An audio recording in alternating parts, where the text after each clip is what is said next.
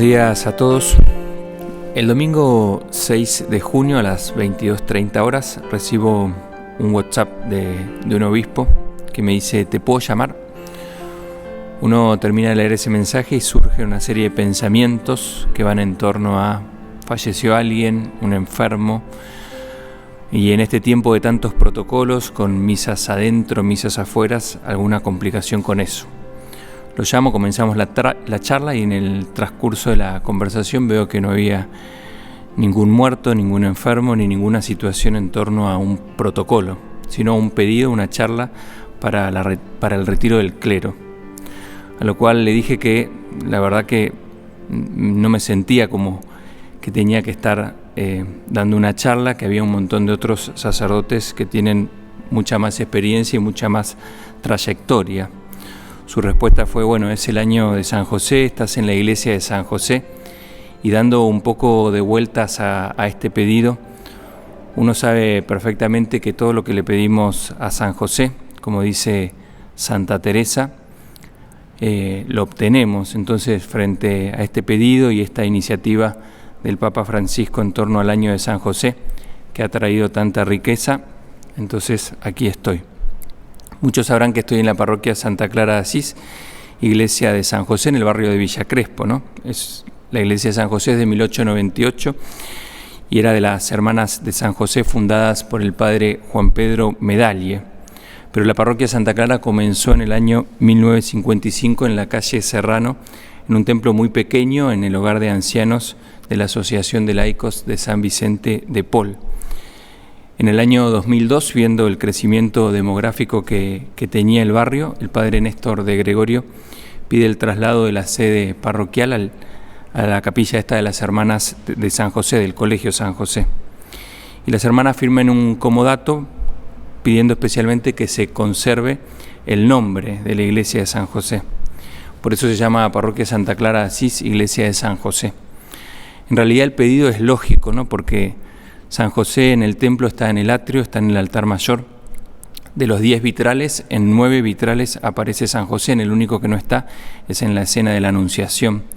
En los vitrales de la bóveda superior del techo está en los 14 vitrales la Sagrada Familia. Hay un retablo en la nave lateral derecha sobre la muerte de San José y en la roseta del frente están todas las herramientas del carpintero.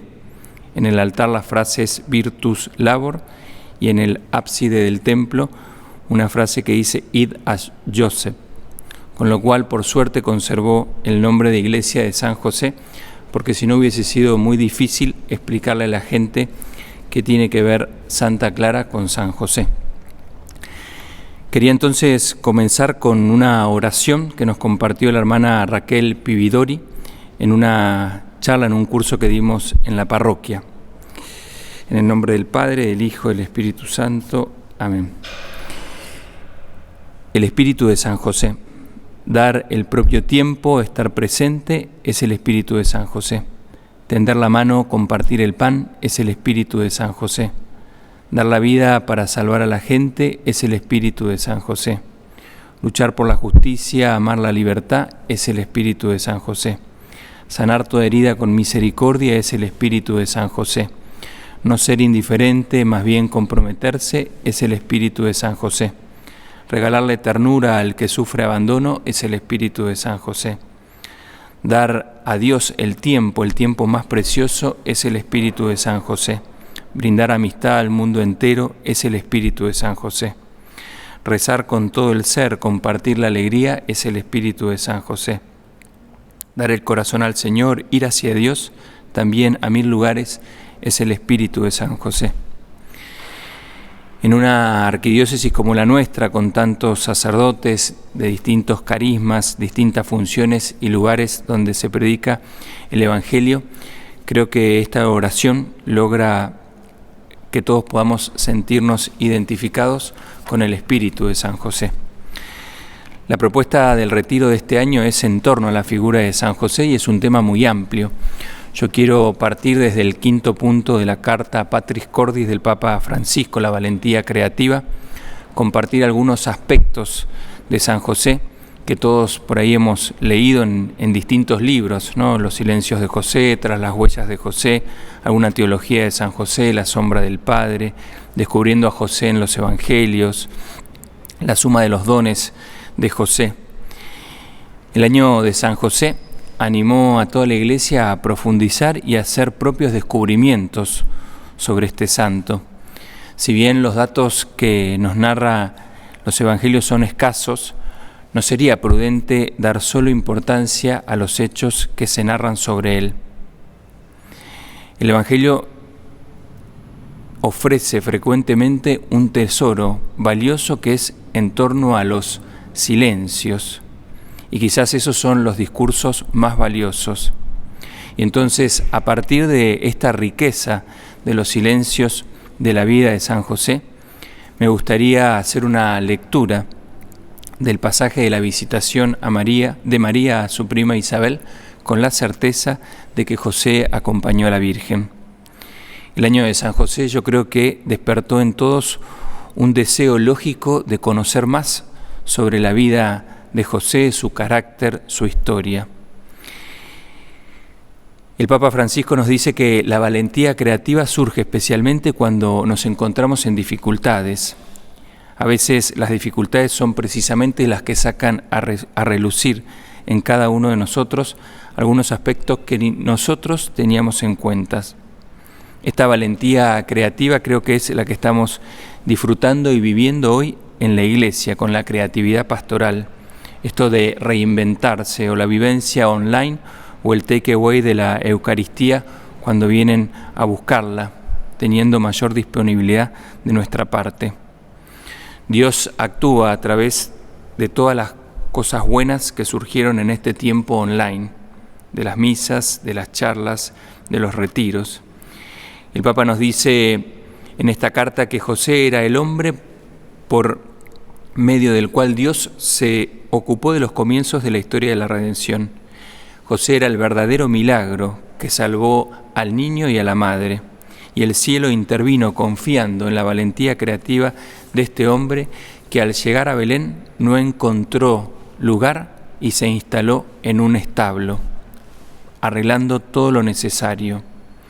Esta valentía creativa de la cual habla el Papa demanda un hacerse cargo, un responsabilizarse de la vida de María y de José, cargarlos, llevarlos y cuidarlos. Nazaret, Belén, Egipto, Nazaret. Dios siempre logra salvar lo importante bajo la condición de que esta valentía creativa sea confiando en la providencia, con lo cual nosotros podemos llegar a llenar los silencios del Evangelio con referencia a la vida de José. En uno de los libros Descubriendo a José en los Evangelios, se nos dice que el autor de las Sagradas Escrituras, el Espíritu Santo, se revela con palabras y con gestos a los hombres. El silencio es un gesto elocuente. El silencio realza el heroísmo de la humildad en lo cotidiano. Todos sabemos que José es el ciudadano ejemplar, el esposo enamorado, el padre cariñoso. Nada deja a Dios al azar. El silencio de José en el Evangelio no es una carencia o un olvido o como si no se lo hubiese tenido en cuenta. El silencio es un modo de decir muchas cosas sin necesidad de la palabra, y con mucha frecuencia este es el mejor modo para decirlo. Hay una frase que todos conocemos que es una frase popular que dice: uno es dueño de sus silencios y esclavo de sus palabras. Las palabras no siempre expresan tantas veces esa riqueza que esconde un corazón enamorado. Los que se aman se miran, se adivinan lo que está en sus almas. Es cuestión de amor. Y la vida de José es el silencio y habla callando. Es el amor el que hace descubrir lo que se esconde en ese silencio. Muchos de los padres que escriben sobre San José y en la suma de los dones se nos dice que los apóstoles quizás fueron las voces que publicaron la vida de Cristo, ¿no? Las que dieron a conocer, la narraron, la anunciaron, compartieron la vida diaria. Pero San José fue como ese velo que ocultó honestamente la vida de Jesús, que la cuidó, la protegió, el velo de la infancia, que luego de la prédica de Juan el Bautista, José es arrebatado de entre los vivos para que oportunamente los hombres puedan acostumbrarse en la prédica de Jesucristo a que Jesús hablaba del Padre del cielo. Es importante pensar que José acompañó la vida de Jesús en su adolescencia y su juventud, que quizás son las etapas más difíciles y donde uno tiene la certeza que Dios no iba a dejar sin padre a un Jesús tan joven. José tenía el doble don de la nobleza, ¿no? La nobleza de sangre y la nobleza de espíritu.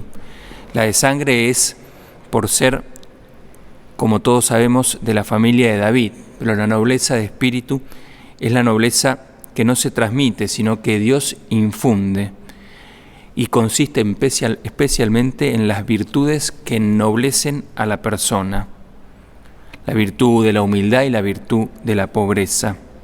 José admira plenamente a María y se siente indigno de ella.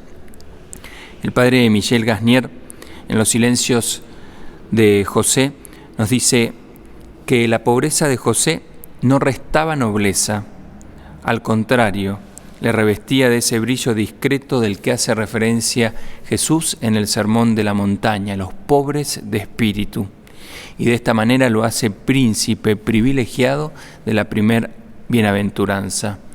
Hijo de David por la carne, lo era mucho más todavía en el corazón y en el espíritu. Cuando ponemos la mirada en el oficio de José, se nos dice que el oficio de José como carpintero es digno a él por la condición de la materia, la condición de la madera, que es limpia, hermosa y fácilmente se presta a recibir distintas formas. Cuando el padre Michel Gasnier habla un poco del oficio de José, nos marca una riqueza muy grande, ¿no? Nos dice que José amaba su oficio y lo conocía a fondo, lo había estudiado y lo había ejercido con la misma meticulosidad que escrutaba la ley de Dios. Sabía que ante el Señor el trabajo no es solo una exigencia, sino también un motivo de orgullo, algo que ennoblece y redentor, que lejos de considerarlo una esclavitud, hay que verlo como una forma de oración, como un medio de encontrar a Dios, como un medio para ganarse el pan y la salvación. Por eso para José, transformar un árbol en un mueble era un gozo. Le gustaba al entrar por la mañana en el taller sentir el olor a la madera fresca, recién cepillada, ver cómo el sol entraba por la puerta abierta y hacía brillar el metal de sus herramientas. Se preocupaba para que su tarea sea como una ceremonia religiosa. El carpintero justo, vamos a decir, justo como el que designa el compendio de las virtudes, justo como el que se abstiene del mal y hace el bien, el que tiene un corazón puro e irreprochable en sus intenciones, justo como el que siempre consulta a Dios lo que manda y lo que prohíbe, lo alaba, lo enaltece, lo bendice. Presta una obediencia diligente, conserva además un corazón limpio de orgullo, de ambición y de ansia de riqueza. Practica frente a su prójimo la sinceridad, la rectitud y la lealtad. Se esfuerza por ser bueno y compasivo. Y todas estas virtudes la tenía este carpintero justo, varón justo, que acepta la propuesta de consagración virginal de María y la hace propia. Desposado con María, respeta a María, no duda de María, solo quiere saber cuál es su misión o su lugar en el misterio. No quiere competir con la paternidad de Dios. El justo que se corre, como un hombre que se retira respetuosamente frente a la intervención de Dios. Frente a la presencia del ángel en sueños, el ángel le explica, confirma la concepción virginal y resalta el papel de José. Y a partir de ahí, José lleva a María a su casa. En esta imagen tan linda de llevar a María a su casa, se convierte en ese discípulo amado que nos encontramos en el Calvario. Si quieres ser discípulo amado, tienes que llevar a María a tu casa. Y a partir de llevar a María a su casa, no se separan más.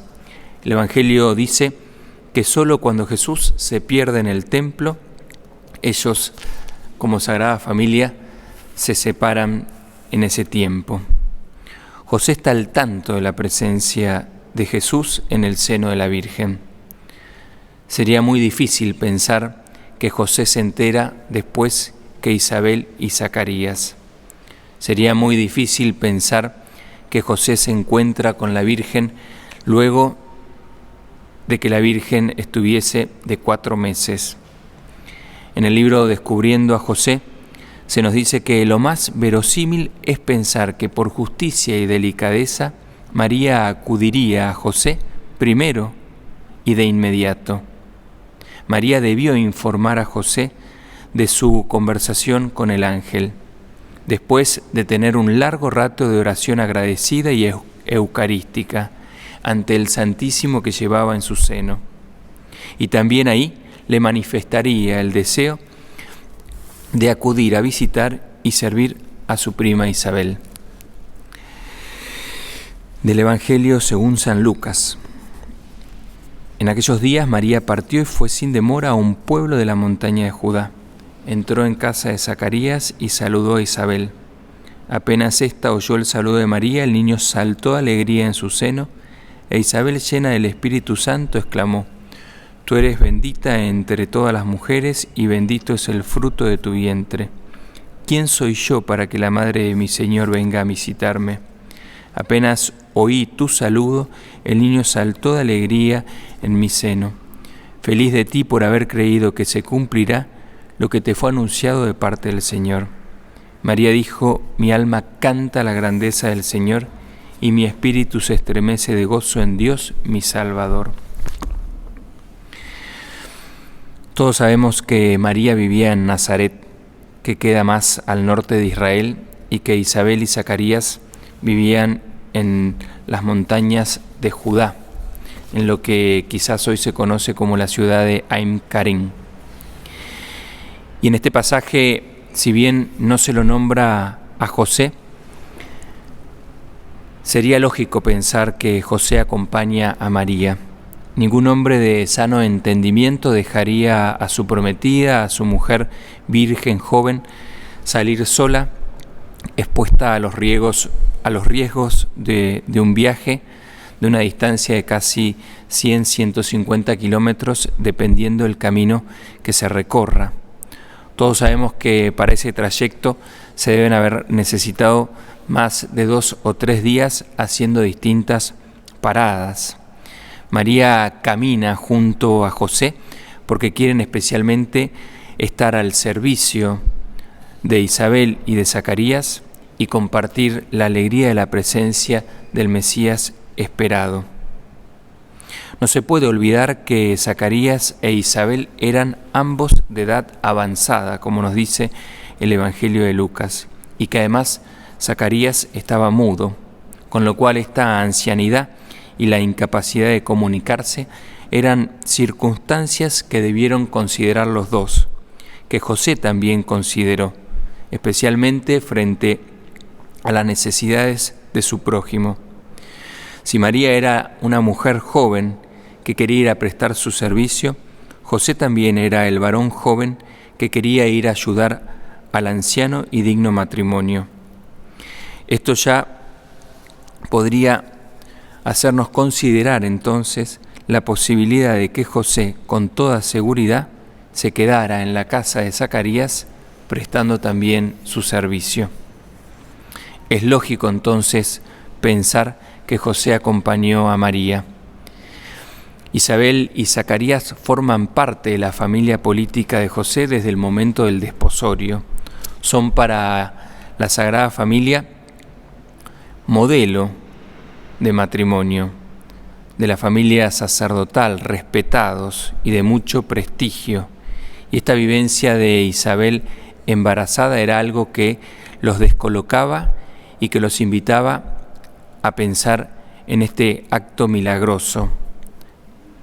La situación de Zacarías mudo también hace que le vayan a prestar un servicio, con lo cual José es el defensor y el custodio de María. Sería bueno entonces leer el Evangelio agregándole, ¿no? En aquellos días María partió con José y fueron sin demora a las montañas de Judá y entraron en casa de Zacarías. Me gustaría entonces que cada uno después, en su momento de oración, de reflexión, pueda tomar este texto de la visitación, teniendo esta certeza de que José acompañó a la Virgen. Sería bueno entonces, a partir de ahí, pedirle al Señor la gracia de un mayor conocimiento interno de la vida de José, de estos silencios del Evangelio, para amarlo más e imitarlo en el cuidado de Jesús y de María. Y a partir de ahí podríamos entonces, contemplando este Evangelio con la certeza de que José acompañó, dividir el Evangelio en 3 partes. Un primer punto sería contemplar el camino de Nazaret hasta la casa de Zacarías e Isabel. El padre Michel Gasnier nos dice que a lo largo de ese camino irían cuajando en sus almas los versículos del Magnificat mientras caminaban deprisa impacientes para contar a su prima las grandes cosas que Dios había obrado en ella, por cantar con aquella que según los santos padres representaba la ley antigua, el himno de acción de gracias de los nuevos tiempos. El primer Magnificat de la Virgen lo dice en camino y le agradece a Dios la presencia de este varón justo, de este compañero. María y José son almas simples, se esperan, se cuidan, compañeros de camino, van a igual paso. Lo segundo sería contemplar el saludo entre María y su prima Isabel, imaginando que José se quedó afuera saludando a Zacarías y que la Virgen ingresa a ese abrazo con su prima, que no es solo y exclusivamente el abrazo de María e Isabel, sino que todos sabemos que es el abrazo de Jesús y Juan el Bautista. José y María son almas que se brindan al servicio y como respuesta de amor. El saludo es un saludo cargado de alegría por la presencia del Salvador. Y en la boca de Isabel es una confirmación para José. El niño saltó de alegría en mi vientre, dice Isabel, por la presencia de la servidora del Señor. Feliz de ti por haber creído. La humildad de quién soy yo para que la madre de mi Señor venga a visitarme. Y lo tercero de este punto de contemplación sería lograr comprender, buscar, bucear qué es lo que hay en el corazón de María, el contenido del corazón de María, ese Magnificat que José escucha, que es un canto de amor a Dios. El Magnificat que la Virgen recita es el círculo de amor entre Dios y María, que genera profunda admiración en José y que desea también que José busque a ese Dios, crecer más en la relación con Él, más con este Dios de la misericordia que María canta. El Magnificat de María, uno podría decir que es recitado por completo en el silencio del corazón de José, recordando y haciendo memoria de lo que hablaron en el camino. Si buscamos a José e indagamos afectuosamente en su vida, descubriremos la belleza de su alma, porque el amor hace a los enamorados más finos, más delicados. Y uno encuentra entonces en el corazón de José esa expresión de un corazón apasionado. Es el amor el que hace descubrir lo que se esconde en el silencio. Quizás el desafío más grande que tenemos como clero es descubrir esta valentía creativa, esta creatividad pastoral que todos estamos viviendo, esta creatividad pastoral que también el Papa la deja bien asentada en la vida de San José. Caminar juntos, compartir en el camino el Magnificat, aprender a hablar en nuestro paso de este Dios que está inmerso en nuestra vida. Escuchar con alegría lo bueno que se dice del otro, como esa alegría del saludo de Isabel y María, y escuchar siempre ese canto fresco del amor a Dios que está en el corazón de María. Que podamos entonces cada uno en el momento de oración descubrir esta riqueza del silencio de José, acompañando a María en la visitación, y a partir de ahí crecer en nuestro descubrir, crecer en nuestro afecto y cariño a este santo tan grande para la Iglesia. Muchísimas gracias. Gloria al Padre, al Hijo y al Espíritu Santo, como era en el principio, ahora y siempre, por los siglos de los siglos. Amén.